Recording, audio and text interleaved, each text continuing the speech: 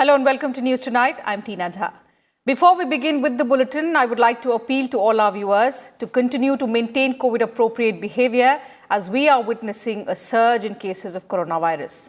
Do remember to wear your face masks, wash your hands and face regularly, and also ensure physical distancing each time you step outside. We are still in the midst of the pandemic, and these simple precautions will help us keep the infection at bay.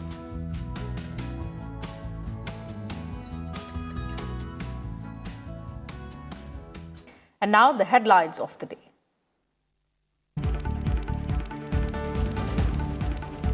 On Rajya Sabha Day, Chairman M. Venkaiah Naidu appeals to MPs to contribute with constructive debates in the House of Elders. Deputy Chairman Harivansh advises members to make the upper house more effective.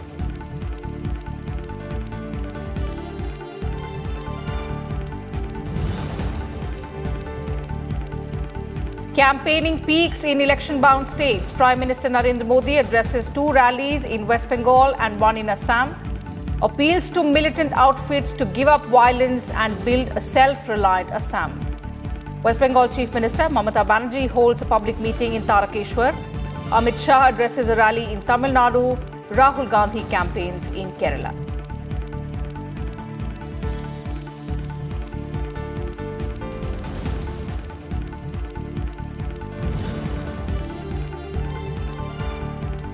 Over 7 crore 30 lakh people vaccinated so far. 89,000 new cases reported from across the country. The active caseload touches 6,58,000. The centre instructs states to ramp up testing.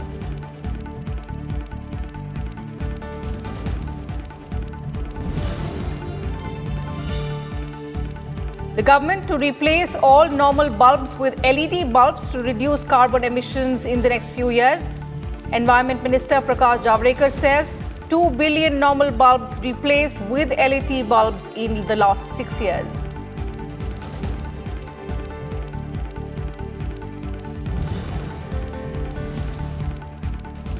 And Vice President M. Venkaiah Naidu underscores the need to prioritize tribal development and welfare, appeals to the youth to imbibe the spirit of entrepreneurship and innovation.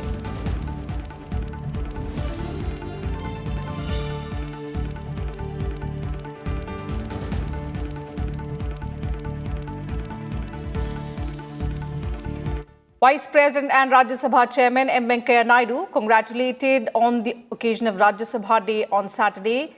The upper house has contributed significantly towards realizing the vision of the founding fathers of the Constitution, who, after a lot of deliberations in the Constituent Assembly, agreed to provide us a bicameral legislature with the Rajya Sabha as the upper house, the House of Elders. The Council of States, or the Rajya Sabha, was constituted on the 3rd of April 1952 with Dr. S. Radhakrishnan as India's first Vice President and ex officio Chairman of the August House. Since its inception, the House has transacted enormous volume of work. Here's a report.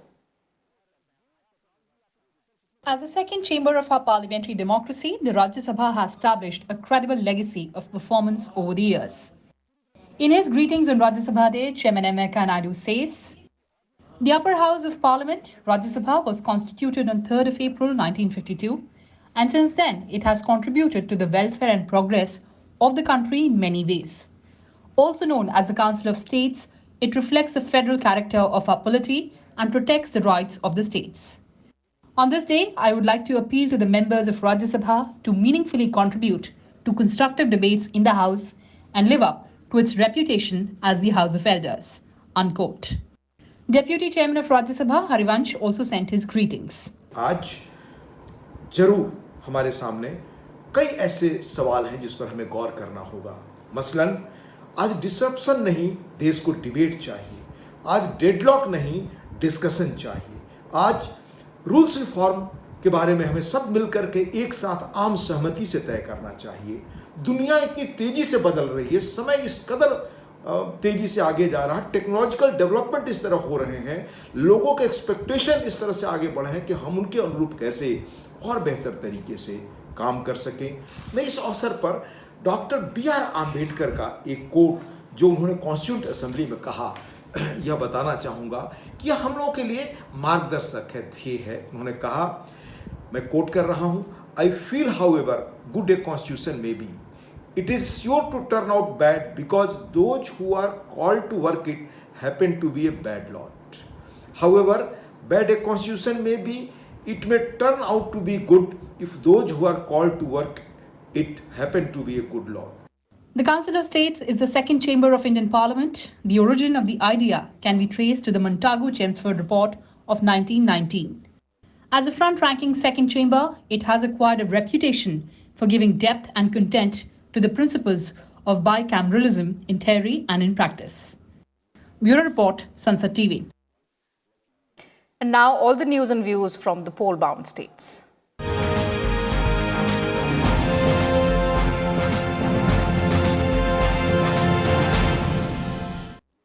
Just days ahead of the third phase of elections in West Bengal, Prime Minister Narendra Modi addressed a rally at Tarkeshwar city in Hooghly district. Reiterating his promise of Sonar Bangla, the Prime Minister stated that the lotus will bloom in every polling booth of Bengal. He added further that the double-engine government will promote ease of doing business and ease of working in Bengal. The Prime Minister also mocked Mamata Banerjee for her frequent criticism of the electronic voting machines and the Election Commission. The Prime Minister also held a public meeting in Sonarpur city of South 24 Parganas.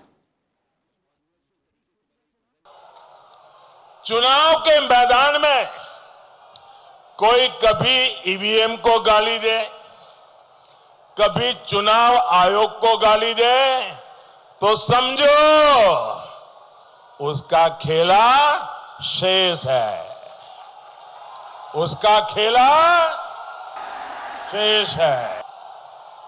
दीदी, निर्वाचन खेला नয়, গণতন্ত্র খেলা নয়, গণতন্ত্র হলো মানুষের সেবার পথ, গণতন্ত্র হলো মানুষের উন্নতির পথ। The Prime Minister has also urged militants to shun violence and to contribute in making Atmanirbhar Assam. Addressing an election rally at Tamilpur on Saturday, the Prime Minister said that the NDA government is working towards bringing permanent peace in the state. He alleged that the Congress rule in Assam witnessed violence and use of arms. The Prime Minister also mentioned that the government is working to implement the Assam Accord. He said that the people of the state are with development, stability, peace and brotherhood, and they would not support violence and instability anymore.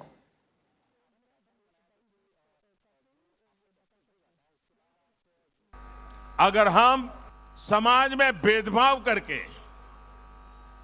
समाज के टुकड़े करके अपनी vote bank के लिए एक टुकड़े के लिए कुछ फेंक दें, कुछ दे दें, तो दुर्भाग्य देखिए उसको देश में सेक्युलरिज्म कहा जाता है। लेकिन अगर सबके लिए काम करे, जो भी इसके हकदार है, कोई भेदभाव बिना, कोई टिकड़े किए बिना अगर सबको देते हैं, तो फिर कहते हैं ये कम्युनल है। भाइयों बहनों, हमारा तो मंत्र है सबका साथ, सबका विकास, सबका विश्वास। ये सेक्युलरिज्म, कम्युनलिज्म के जो ये खेल चले हैं ना, इसी खेल ने देश का बहुत नुकसान किया है। Meanwhile, West Bengal Chief Minister and TMC Supremo Mamata Banerjee addressed a public rally in Raidighi in South 24 Parganas district on Saturday. She accused the BJP of engineering communal strife in the state to win the assembly elections. She also alleged that if the BJP was elected to power in West Bengal, the party will implement the Citizenship Amendment Act and the National Register of Citizens, forcing many people to leave the state. Mamata Banerjee also alleged that central forces are intimidating people at every home 48 hours before polling at the behest of the BJP. She also went on to say that the Trinamool Congress is fighting the elections on the plank of development.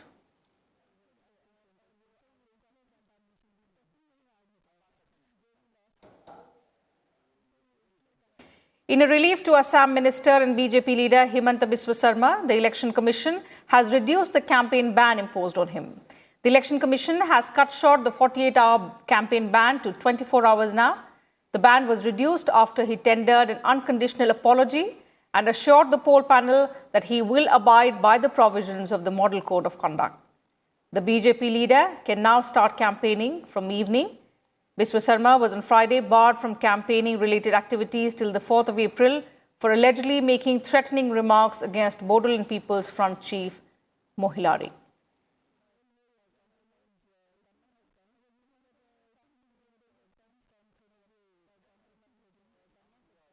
And ahead of the assembly elections in Tamil Nadu, Home Minister Amit Shah campaigned for Khushbu Sundar from the Thousand Lights constituency.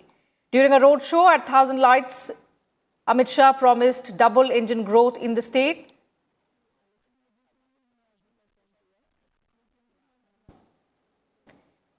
Later, addressing a rally in Tirunelveli, Amit Shah lauded the efforts of AIADMK in tackling the COVID-19 crisis in the state of Tamil Nadu.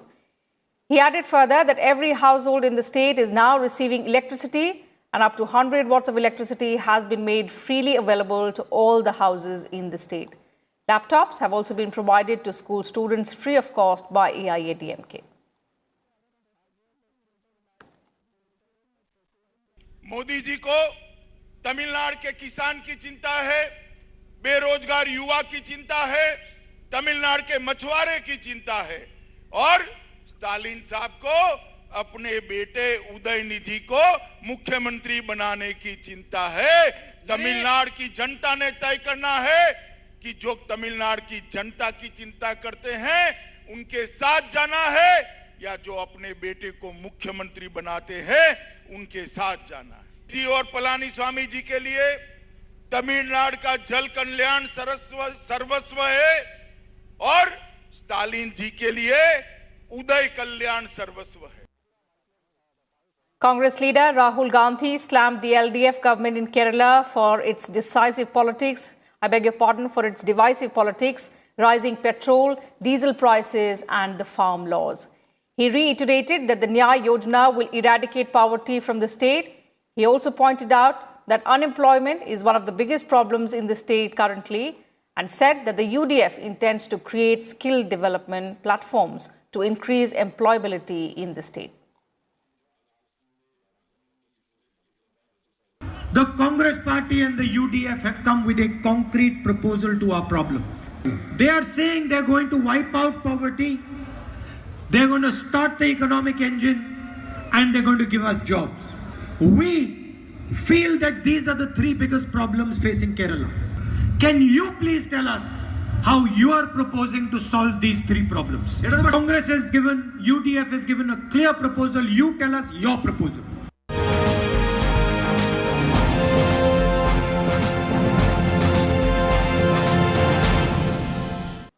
Time for a short break here. More news and updates will continue on the other side. Do stay with us.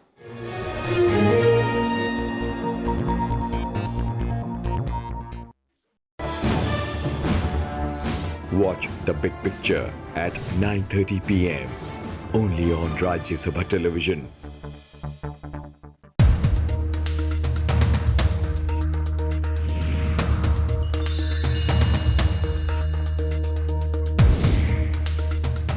Article 103 is related to decision on questions pertaining to disqualifications of the members. If any question arises as to whether a member of either House of Parliament has become subject to any of the disqualifications mentioned in Clause 1 of Article 102, the question shall be referred to the President and his decision shall be final. Before giving any decision to any such question, the President shall obtain the opinion of the Election Commission and shall act according to such opinion.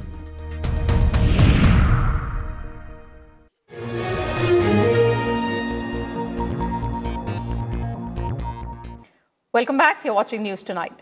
Vice President M. Venkaiah Naidu has called upon the youth to take inspiration from India's glorious past and imbibe the spirit of entrepreneurship and innovation. Addressing the 50th convocation of Utkal University in Bhubaneswar in Odisha on Saturday, The Vice President asked the universities and educational institutions to equip the students with 21st century skills so that they can emerge as job creators. Citing the examples of ancient Indian institutions such as Takshila, Nalanda, Vallabhi and Vikramshila, Venkaiah Naidu emphasized the need to bring back the Indian tradition of creating well-rounded and innovative individuals who can transform the country both socially and economically. New education policy focuses primarily on instilling in our students this ability to face the world with confidence. The aim of education is not only cognitive development but also building character and creating a holistic and well-rounded individuals equipped with the key 21st century skills. Our universities and education institutes also have an important role in this. They should equip the students with requisite skills so that they can emerge as job creators, not as mere job seekers. The Vice President has also called for prioritization of the development and welfare of tribal communities, advocating against any paternalistic attitude towards the tribals. The Vice President said, "We have a lot to learn from the tribal communities who live a simple life in harmony with nature."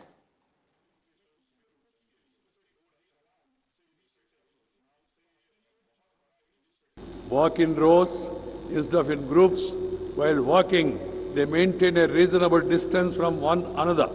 Such safe distancing and hygienic norms rooted in the tribal culture coupled with the natural food have helped them stay safe during pandemic. I suggest the universities should focus on these positive aspects of tribal communities and include them in their curriculum. You have seen regular occurrence of cyclones, floods and droughts in the state. Therefore, it is imperative to make disaster management an integral part of our education from early days. This would prepare us better to face any such calamity in future. I hope Utkal University will take lead in this regard. As he concluded his tour of Odisha, Vice President M. Venkaiah Naidu was presented with a portrait of Lord Jagannath by the Chief Administrator of the Puri Temple on Saturday. Conveying his best wishes, the Vice President said that Lord Jagannath is considered to be an incarnation of Lord Vishnu and is worshipped across the country. Calling Puri Jagannath Temple as one of the oldest marvels of temple architecture, the Vice President said that the temple is also an embodiment of the living heritage of Indian culture.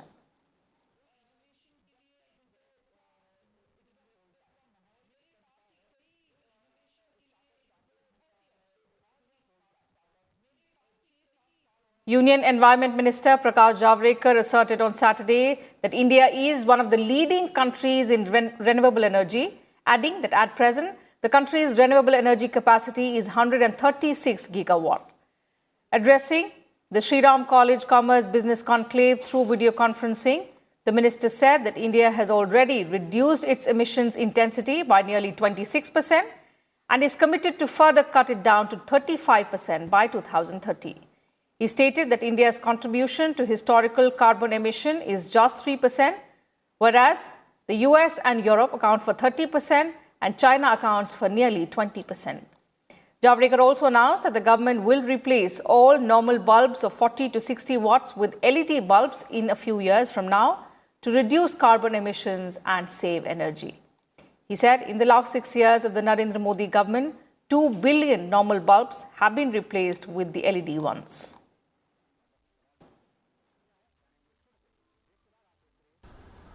In India, under Modi's leadership, we have changed 2 billion bulbs in last 6 years.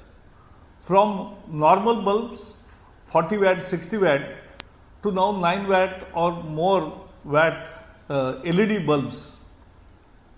So this is a new revolution we are bringing in. It saves carbon emission. It saves electricity generation. It saves you from your extra bills. In some unfortunate news now, 5 Jawans were killed and several injured in a fierce encounter between security forces and Naxals in the Bijapur district of Chhattisgarh on Saturday. The forces also gunned down one Naxalite and recovered an Insas rifle. 2 of the deceased Jawans were from the CRPF, while 3 were from the District Reserve Guard (DRG). According to officials, the Naxals fired upon a joint party of the CRPF and the DRG, following which the encounter began in the Silgar forest of Bijapur Staram. The joint party comprised of nearly 400 personnel of the STF, DRG, CRPF and Cobra that were out for an anti-Naxal operation.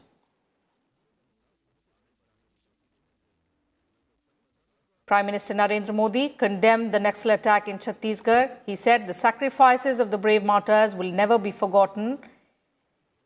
He also prayed for early recovery of those injured.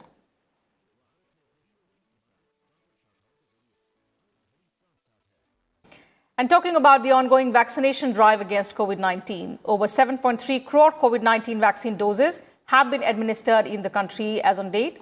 These include 89 lakh healthcare workers who have got the first dose of the vaccine, nearly 53 lakh healthcare workers who have also received the second dose of the vaccine.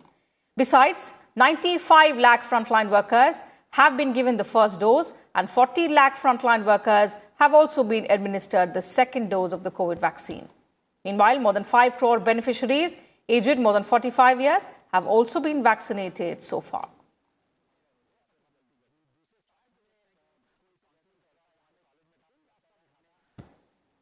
Looking at the COVID-19 numbers in the country, India's active case load reached 6,58,000 on Saturday, comprising 5.32% of the total infections in the country. 89,129 new cases were reported from across the country in the last 24 hours, taking the nation's COVID-19 tally to over 1 crore 23 lakh. With 714 deaths in the same period, the death toll has now reached 1,64,110. 44,202 recoveries were also registered in the last 24 hours, and with this, the total recoveries have crossed 1 crore 15 lakh. The national recovery rate, however, has further dropped to 93.36%.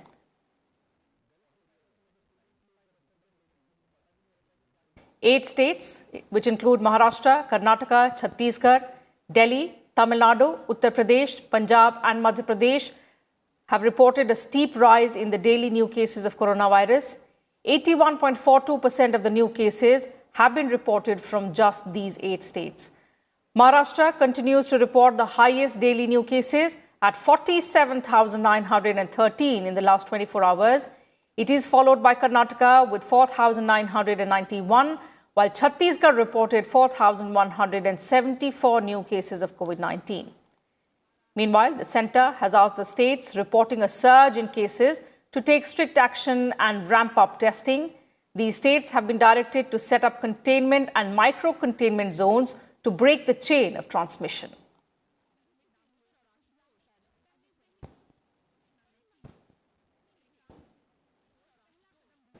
National capital Delhi reported more than 3,000 COVID-19 cases for the second day in a row, raising its tally to over 6.7 lakh. 3,567 fresh cases and 10 deaths were reported in the last 24 hours in Delhi. Delhi's active caseload has now reached 12,647, while 11,060 people have lost their lives due to COVID-19 so far. Meanwhile, over 6,45,000 patients have recovered from the virus. The Health Minister of Delhi, Satyendra Jain, has urged people not to be complacent and follow COVID-19 appropriate behavior.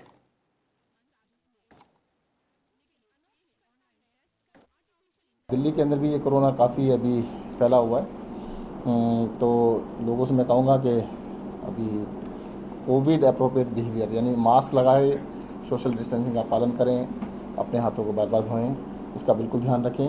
अगर लोग सतर्क होंगे तो इसको रोक सकते हैं. पहले भी रोक के दिखाया था. And that's it from us in this bulletin. But before we leave, I once again appeal to all our viewers to continue to maintain COVID-appropriate behavior in order to stay safe from the ongoing COVID-19 pandemic. Remember to wear your face masks, wash your hands and face regularly, and do ensure that you maintain physical distancing whenever you step outside. Remember, we are still in the midst of the pandemic. and these simple precautions are all that it takes on our part to defeat it. Take care of yourselves and your families. Good night and thank you for your time.